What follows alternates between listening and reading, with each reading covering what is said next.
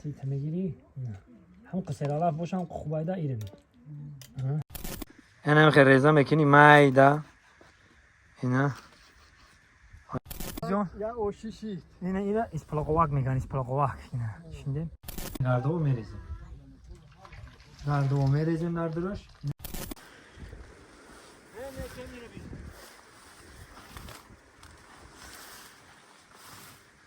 اما علف میفتی چی؟ اینا اسپلاقی میره اسپلاق میگن بچه ها حالی من با اسپلاق چیندگی دارم این همشه با بنوار میگیرم یک برنامه مخصوص برای اسپلاق میکنیم اسپلاق واق کرده میخوری پلاوات میبینی اینو بی اسپلاق کاری اینو بی اسپلاق هایی که سنفی 15 میخونه اینو بی نه بچه ها اسپلاق ها این خیلی اسپلاق ممکن یک ساله اخیر دیش که ندیده باشه اینو بینی 10 تا اینم خیلی بیا و تمام خودش یک دیگ اوکود ماگه ده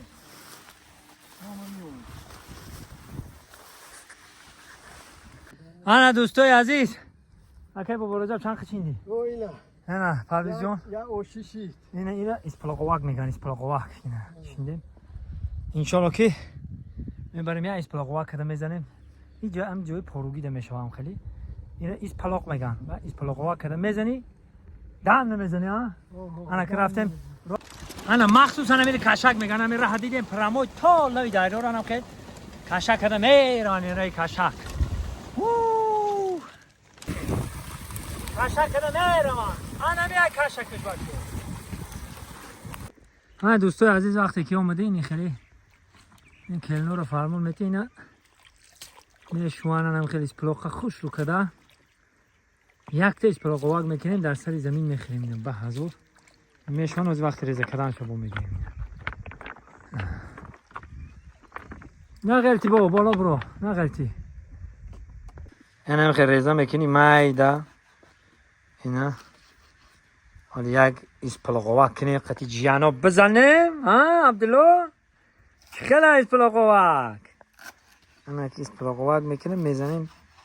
گفتی که جان میدامه دیگه اینا انا خیلی میکنیم انا تربوشکاش بخوش روی تربوشکاش قرب میکنه وقت خوردن انا میاش این هزمکای واردگی منقطی انا اسپلاقای واردگی منقطی اینا که این هازی علفا تو قپرسگی من و باش ارد میمیزیم خیلی اردو خب با ایجاد این دیگدانی نو کردن دیگدان دو دشتنی میجا نه اینا ولی با بالاش در اردو و میندازم بعد ها مثلا هم خیلی قمه جوشانه نشین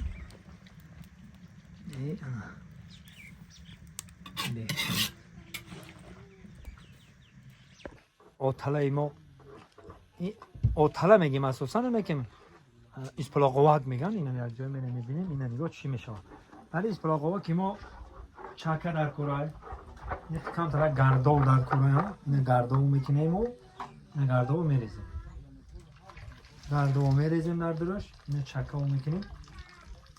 خب هم میجوشه خودش تیار میشه با مقصد وقتی کشیدنش نه وقتی چه خیلی میخرم با بنوار میگیریم گردو کم تر میبینی به مزه میشه دایی کسانی خوردن مزه و لذت ایره میدونن اینه بفکریم وقت کشیدن کشیدن محمد جون اینه آیلاو که کشیدن یو آیلاو که علاقه کشیدن اینجا دینا برادرها آیلاو که انتظار اینه ای نگاه انا که ایده فقط چاکش مونده تمام